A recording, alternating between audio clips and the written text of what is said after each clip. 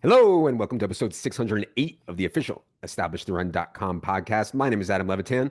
Draft season is here.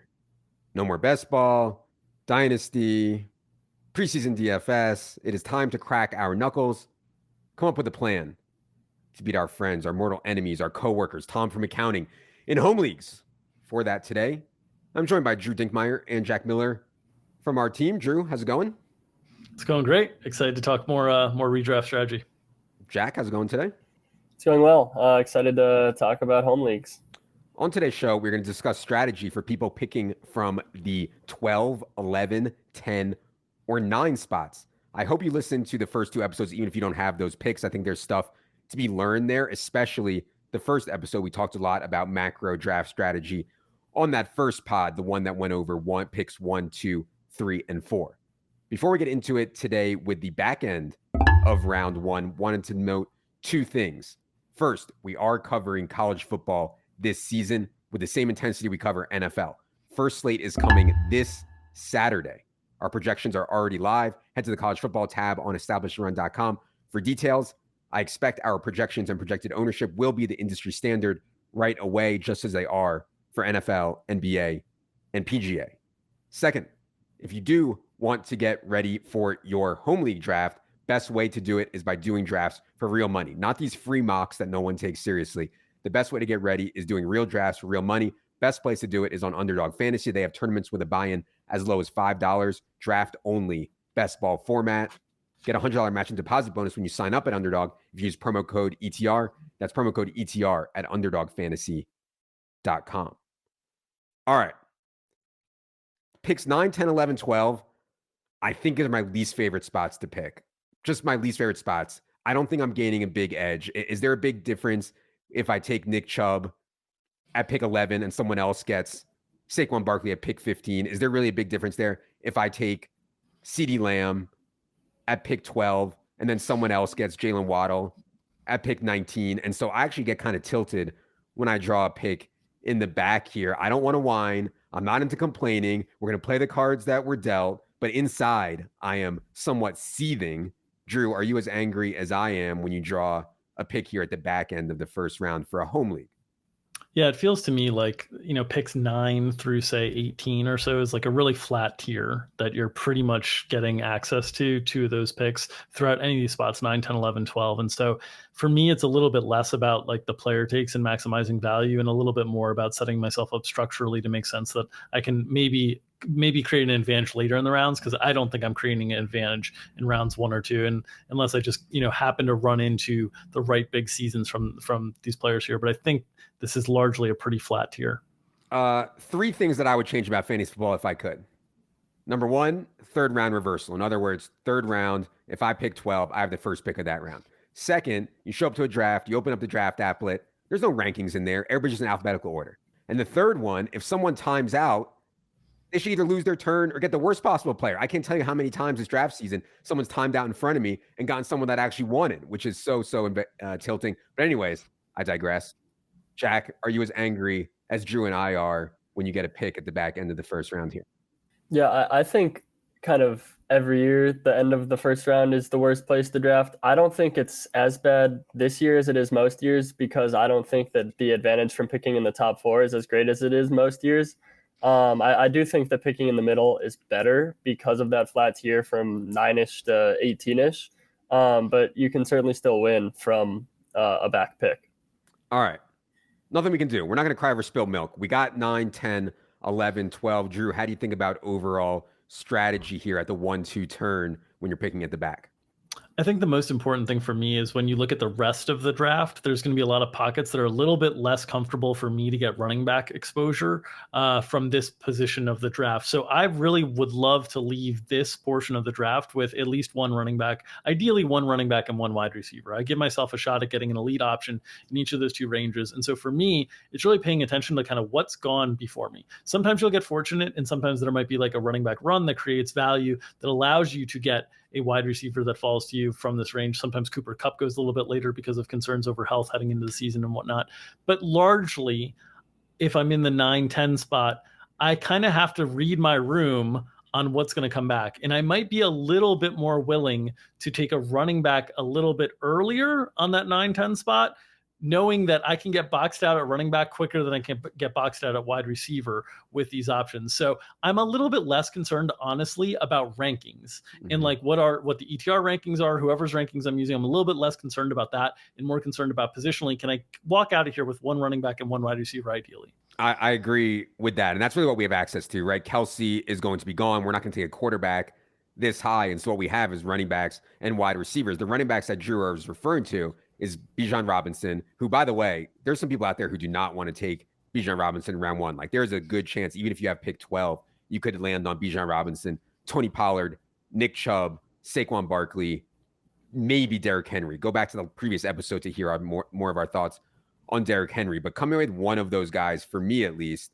Bijan, Pollard, Chubb, or Barkley, I think makes sense. And then you're going to get one of these wide receivers, A.J. Brown, CeeDee Lamb, Amon-Ra, Jalen Waddle, or Garrett Wilson. And to me, all those guys, Devontae Adams too, to me, all those guys are like really, really close in terms of expectation. So I would agree with Dink that emerging from the 1-2 turn here with a running back and a wide receiver is the way I would prefer to play it. Jack, any further thoughts on the end of round 1 here? Yeah, I would maybe add just I'd like to leave with at least one running back, because I think how we want to play it at the 3-4 turn, the 5-6 turn, we're going to want to take receivers. So I think ideally you take one running back and one wide receiver, but if there's a couple running backs you like, I think that's pretty viable too. If you take a Chubb and a Pollard, or a Bijan and a Chubb, something like that, just I guess giving yourself the optionality to load up on receivers in the later rounds. Yeah, it's an interesting thought. I typically don't do that because I don't want to feel like I can't take some of these running backs that I like in the middle and late rounds. In other words, if Kenneth Walker slips way past ADP to me, or Madison, or even someone like Etienne or Breece Hall, or some of these guys that we'll talk about a little bit later, I don't want to feel like I can't take them by starting RB, but maybe that's a bad way to think about it. I certainly like starts like Chubb, Pollard, and stuff like that. Dink, what do you think about RB starts from this spot?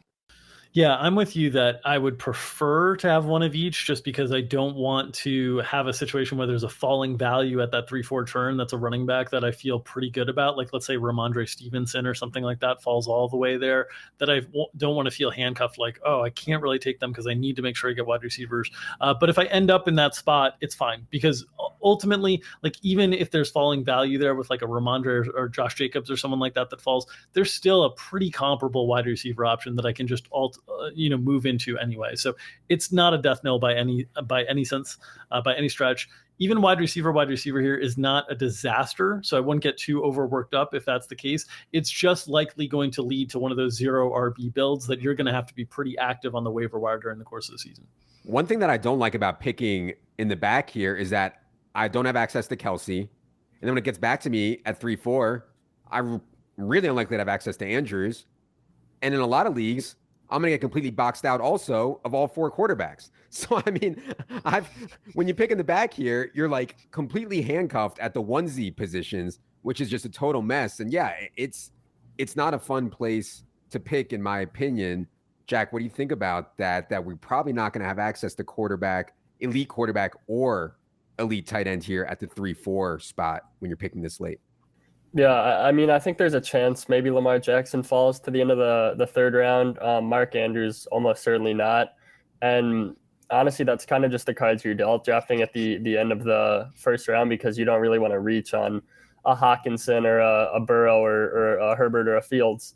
So you kind of just have to pivot and make the best of it. And we'll definitely get into later some of the guys that we like later on at the 1Z positions. Yeah, so when it gets to your 3-4, Dink, you almost have to go running back, wide receiver again. I mean, there's not many other ways to play it. I've been going wide receiver a lot here and kind of skipping over some of these running backs depending on who falls. You mentioned if Ramondre falls, I think that's definitely a take for me, but I'm not going to reach for Mixon, Kenneth Walker, Najee, Etienne types here. So I end up wide receiver a lot.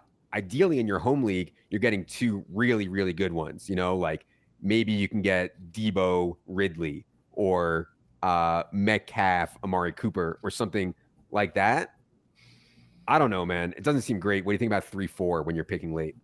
Yeah, I agree with you that mostly the options that are going to be available to you are mostly in the wide receiver range that are going to be most comfortable. And one thing that you'll note from drafting from this position, if you're in a league that's trade heavy, if you're in a league that's transaction heavy with like working the wire and stuff, this is still a fine position to draft from. You're just going to have to do a little bit more of the work to manage the roster and shape the roster the way you want to. But building that advantage through wide receivers is still a profitable way to be able to go and give you the optionality and the flexibility to have the league maybe come to you on the trade market and whatnot if you're building a dominant wide receiver heavy team. So that is one of the things that I'm thinking about. The one thing that I do not want to do is feel like I'm stretching to have to get one of these other positions and taking somebody, a round ahead of where the rankings would be just to get access to them. Know that you can fix things during the course of the season. That is why it is called a managed league. Indeed. What percent would you say of winning a home league is the actual draft? I've heard people debate this. I don't think there's any way to really know for sure, but I was thinking that maybe 40%, 50% of your success. 35 is the first number that came to mind for me. So yeah, 35, 40. Yeah. I think it's a good size portion, but it's not the majority. Right. Oh, you got to be grinding on waivers. Working the trade lines. Two of my favorite things to do. Okay.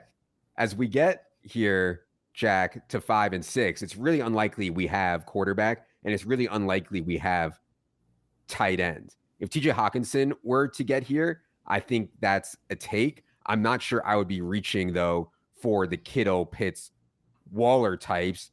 Maybe we can get a Justin Fields, Burrow, Herbert type to drop to us. But man, people are like, I feel like people have wanted to take quarterback high for so long, and now they have like the green card to go do so, and they're just firing it in. Like, I'm not even sure that Fields, Burrow, Herbert get back to us here. So Jack, what do you think about showing up at 5-6 with no quarterback and no tight end? I think if one of those three that you mentioned at quarterback fall, it's kind of just an instant take for me. But otherwise, I have no problem just continuing loading up on receiver here, especially. And that is kind of why I was fine going with 2 running backs in the first round, is because I really just like hammering receivers in rounds 3 through 6 with this pick, because you get 2 turns that are really nice to receivers. You can get, a Marquise Brown or Jackson Smith-Njigba or Tyler Lockett here. And I like those guys quite a bit. So that's typically what I do at the 5-6 turn. Yeah, Drew, if all the quarterbacks are gone and Hawkinson is gone, we might be through 6 rounds of our draft with only running backs and wide receivers. How uncomfortable does that make you in a home league setting? Yeah, it's mildly uncomfortable, but I think it's still totally fine. And the access to wide receivers, I think even more so in a home league, you're going to get some really good wide receivers that fall to this 5 or 6 turn. Like normally, some of the names that Jack was mentioning there, Marquise Brown, Jackson Smith-Njigba, I think in home leagues they might even make it to 7-8 in terms of that turn on the other side. So I think you might end up getting into like, the Brandon Ayuk, Mike Williams, Christian Kirks. Like, I think those guys are guys that are going to be potentially available in this range. And you can build a really strong foundation where you have that one elite running back that you invested in round 1 or round 2. And then you've got 5 wide receivers. And okay, we're playing 3 of them. We're using 1 in a flex. And now I've got 1 elite bench guy, and I can still know that I've put a little bit of a harness on the market in terms of the trade market for wide receivers as well. So I don't think it's too big of an issue. I do think after round 6, once you get into the 7 and 8 turn, you're going to start to think a little bit more about what you did in those first 6 rounds. Yeah. I mean, the thing is, there's still wide receivers in round 7 and 8 that almost certainly in a home league, Brandon Cooks, George Pickens, Jahan Dotson are almost certainly going to be there. And so there's still pretty strong wide receiver. I know people are thinking, well, if I start hero RB and I was so wide receiver heavy through the draft, I might only have 1 through this spot. I wouldn't force it here. Again, you can get David Montgomery, James Cook, Rachaad White, DeAndre Swift, Isaiah Pacheco, A.J. Dillon, Rashad Penny, Zach Charbonnet, Antonio Gibson, Brian Robinson. All those guys are going to be incredibly cheap, and you can pull together a running back room that way. I would not be panicked. And yeah, I know when I do a home league after coming off of a summer of some of these really competitive, higher stakes stuff, it's like, I can't believe some of the wide receivers that are available to me. in round 7 or 8. And I think that speaks again to what Jack was saying about the viability in this range of RB starts. Because, God, if I can get Jahan Dotson in round 9, well, my God, starting RB all of a sudden looks really good, right? So I think that's something to think about for sure. Any final thoughts, Jack, on drafting from the back of round 1? We've talked about this previously, but just making sure you don't get completely left in the dust at quarterback and giving yourself some upside there with an Anthony Richardson and Daniel Jones, someone with rushing upside. Even Tua Tagovailoa has some upside, maybe not from a rushing perspective, but just from an overall offensive perspective. So getting one of those guys as a late round or a low end QB1, as opposed to waiting even longer and getting Aaron Rodgers as your QB1 would be, I guess, the final tip I'd submit. But I think besides that, we covered most of it. All right, Dink. Anything else for the people? I'll just note that I think this draft spot, as you allude to, is going to be really tough to access elite tight ends. So if someone happens to fall in the 5, 6, or the 7 to 8 range, like be open to grabbing them. But it's also a really good spot for Deshaun Watson in that 7 to 8 range for a quarterback. So you might not need to dip into Daniel Jones, Anthony Richardson types, because you might be able to access Deshaun Watson and get kind of that ceiling at the quarterback position. All right. If you'd like to access our rankings for your draft, all you need is access to our draft kit. Starts at $34.99. Check it out on the subscribe page on establishedrun.com. For Dink, for Jack, I am Adam. Good luck, everybody.